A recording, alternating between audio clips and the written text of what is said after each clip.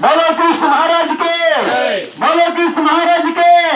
మీ అపరాధములు పోవాలంటే, మీకు శాంతి సమాధానము కావాలంటే బోలో కృష్ణ మహారాజుకే, బోలో కృష్ణ మహారాజుకే.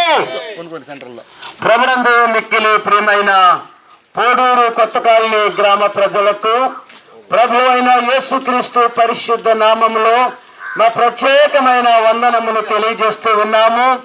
మేము నూతన ఇండియా దేవుని సంఘము ద్వారా దైవజనులుగా పనిచేస్తున్నటువంటి మేము ఆయా గ్రామాల నుండి మీ గ్రామానికి వచ్చి ఉన్నాము.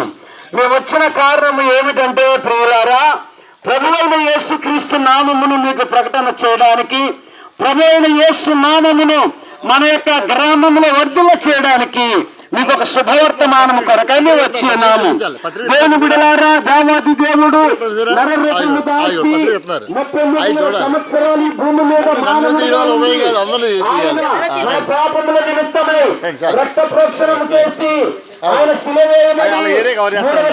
దేవునిగా లేచిన సంగతి మీ అందరికీ విదితమే. దేవుని బిడ్డలారా, కడవరి కాలంలో ఉన్నాము. దేవాది దేవుడు నలభై దినములు మన మధ్యలో నివసించి ఆయన పరలోకం వెళ్ళినప్పుడు ఆయన అంటున్నారు, నేను మరలా త్వరగా మీ మధ్యకు వస్తాను అని. దేవుని బిడ్డలారా, ఆయన త్వరగా మన మధ్యకు రాబోతూ ఉన్నారు.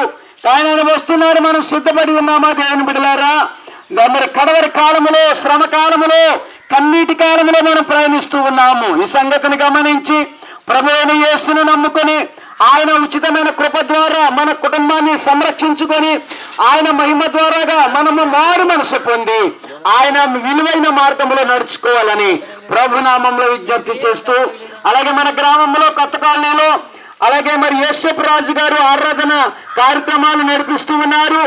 మరి వారి యొక్క సంగమునకు వెళ్ళి మరి ప్రార్థన ద్వారా మీరు కూడా ఆశీర్వాదాలు పొందాలని ప్రభు నామములో విజ్ఞప్తి చేస్తూ ఉన్నాము. దేవుడు తన పరిశుద్ధ మాటలను దేవుడు దీవించి ఆశీర్వదించును గాక.